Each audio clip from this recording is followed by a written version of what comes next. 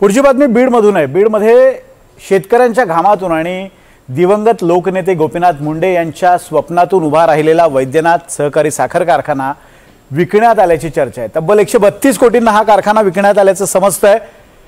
गंभीर बाब म्हणजे या व्यवहारासंदर्भात सभासद आणि शेतकऱ्यांना कोणतीही माहिती देण्यात आली नाही। खरं तर बीडमध्ये सहकाराचा पाया रचणारा हा कारखाना, या कारखान्याची सूत्र कुणाकडे आता गेलेली आहेत आणि हा सगळा व्यवहार मुंडे कुटुंबियांच्या डोळ्यादेखत झालाय का, असे अनेक प्रश्न या निमित्ताने निर्माण झालेले आहेत। आपण पाहूयात या प्रश्नांची उत्तरं शोधणारा हा स्पेशल रिपोर्ट।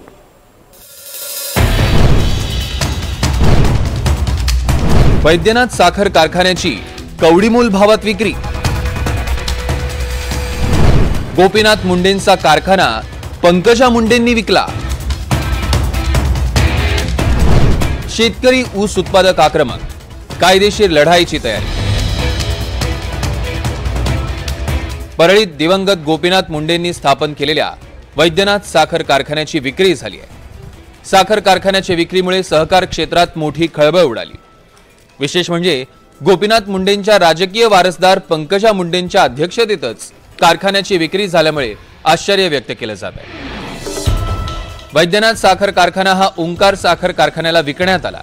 131 कोटी 98 लाख रुपयात कारखाना विक्रीचा व्यवहार झालाय। सुमारे 104 हेक्टर जमिनीसह कारखान्याची सामग्री देखील विकली। 14 ऑगस्ट 2025 रोजी अंबाजोगाई येथील रजिस्ट्री कार्यालयात ही नोंद करण्यात आली। महत्त्वाचं म्हणजे या विक्रीत कारखान्याच्या बाजार मूल्याचा विचार न केल्याचा आरोप आहे। कारखान्याचे सुमारे 7000 सभासद आहेत, पण कारखाना विक्रीचा निर्णय कोणत्याही सभासदांना विश्वासात न घेता केल्याचा आरोप केला जातोय। याशिवाय ऊस वाहतूकदार, कामगार आणि शेतकरी सगळेच अंधारात आहेत। यांची देणी बाकी असताना विक्री प्रक्रिया पार पडते, त्यामुळे शेतकरी संघटना आक्रमक झालेल्या आहेत। राज्य शासनाचा त्या ठिकाणी काही भाग आहे, त्या ठिकाणी जीएसटी सरकारची काही बाकी आहे, शेतकऱ्यांचा त्या ठिकाणी देणं बाकी आहे। अशा परिस्थितीमध्ये त्यांचं देणं कोण देणार याच्याही त्या ठिकाणी खरेदी खतामध्ये नमूद करण्यात आलेलं नाही। सदर कारखान्यावर मी अनेक वर्ष कायदा सल्लागार म्हणून काम केलेलं आहे। माझ्यासह अनेक लोकांचं त्या ठिकाणी मानधन पण बाकी आहे। अशा परिस्थितीमध्ये शेतकरी आणि कष्टकरी कामगारांचा जो हिताचा आणि चांगला जो कारखाना होता तो एखाद्या कारखानदाराच्या, खाजगी प्रायव्हेट कारखानदाराच्या घशामध्ये कवडीमोल भावामध्ये घातलेला आहे, असा त्या ठिकाणी मी लिखित तक्रार मी मान्य जिल्हाधिकारी व संबंधित विभागाकडे केलेली आहे। आणि भविष्यामध्ये याच्यामध्ये अनेक जर कारखाना हा जर परत नाही मिळाला किंवा सदरची खरेदी जर रद्द करून नाही घेतलं, त्याच्यामध्ये पुढची लढाई आम्ही लढण्यासाठी तयार आहोत। या प्रकरणातील आणखी एक धक्कादायक बाब म्हणजे विक्री झालेल्या जमिनीत गोपीनाथ गडाचाही समावेश आहे। विक्री झालेल्या जमिनीत सर्वे क्रमांक 92 या जागेचा समावेश आहे। हे तेच ठिकाण आहे जिथे लोकनेते गोपीनाथ मुंडेंचं स्मारक उभारलंय। कारखान्याकडनं ही जमीन वैद्यनाथ प्रतिष्ठानला भाडेपट्ट्यावर दिली होती। या 40 गुंठे जमीन 99 वर्षांसाठी केवळ 10,000 रुपयांनी भाड्यानं दिली। पण आता विक्री झालेल्या जमिनीत गोपीनाथ गडाच्याही जागेचा समावेश झालाय, त्यामुळे मुंडे समर्थकांची घोर निराशा झाली आहे। कारखाना विकलाय ही खरी गोष्ट आहे, त्याची रजिस्ट्री पुरावे माझ्याकडे उपलब्ध झालेले आहेत।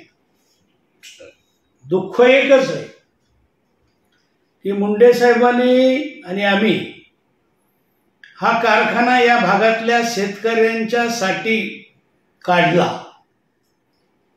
आणि दुसरं दुःख इतकं आहे की कारखाना विकला ही कल्पना सहन होत नाही। विकला ते विकला, चोरून का विकला? तुम्ही गपचूप का कारखाना विकला? तुम्हाला विकायचा होता तर वार्षिक सर्वसाधारण सभा घ्यायची। वैद्यनाथ साखर कारखाना गेल्या अनेक वर्षांपासून बंद आहे। कारखान्यानं 19 कोटींच्या साखरेवरील जीएसटी थकवला होता। या प्रकरणी जीएसटी विभागानं कायदेशीर नोटीसही बजावली होती। यावेळी कार्यकर्त्यांनी गावोगावी जाऊन आर्थिक मदत गोळा केली, मात्र पंकजा मुंडेंनी ती मदत स्वीकारण्यास नकार दिला। अखेर जीएसटी विभागानं कारखान्याची 19 कोटींची मालमत्ता जप्त केली। हे प्रकरण शांत झाले नाही तोच भविष्य निर्वाह निधी कार्यालयानं कारखान्याला नोटीस पाठवली। कारखाना बंद असल्यामुळे कर्मचाऱ्यांच्या पीएफची रक्कम जमा केली नव्हती। कर्मचाऱ्यांच्या पीएफचे तब्बल 61,47,000 रुपये थकीत होते। गोपीनाथराव मुंडे साहेब यांनी स्थापन केलेला परळी पांगरी येथील वैद्यनाथ सहकारी साखर कारखाना आज असं वाटतं की सहकारामध्ये शेवटच्या घटका मोजतोय। खरं तर पंकजाताई मुंडे ह्या चेअरमन असलेल्या या कारखान्याची विक्री झालेली आता उजेडात आलेला आहे। 2 वर्षापूर्वी कारखाना चालावा, शेतकऱ्यांची सोय व्हावी म्हणून त्यांनी भाडेतत्वावर दिला त्यांच्या चेअरमन अध्यक्षतेखाली, आणि आता 14 ऑगस्ट 2025 ला डायरेक्ट त्याची विक्री झालेली आहे। 132 कोटी अगदी कवडीमोल भावामध्ये हा कारखाना विकला गेला आहे। कुठल्याही ऊस उत्पादक शेतकऱ्यांना नोटीस न देता अथवा त्याची कायदेशीर प्रक्रिया न राबवता हा कारखाना विकला गेलाय। अशा पद्धतीनं वैद्यनाथ साखर कारखाना गेल्या काही वर्षांपासून आर्थिक संकटांचा सामना करत होता। अखेर गोपीनाथ मुंडेंनी शेतकऱ्यांच्या हितासाठी सुरू केलेल्या कारखान्याची विक्री झाली आहे। त्याहून वादग्रस्त म्हणजे पंकजा मुंडे चेअरमनपदी असतानाच कारखान्याची विक्री होते। त्यामुळे वैद्यनाथ साखर कारखान्याची विक्री राजकीय आणि भावनिकदृष्ट्या वादग्रस्त ठरली। आकाश सावंत, NDTV मराठी, बीड।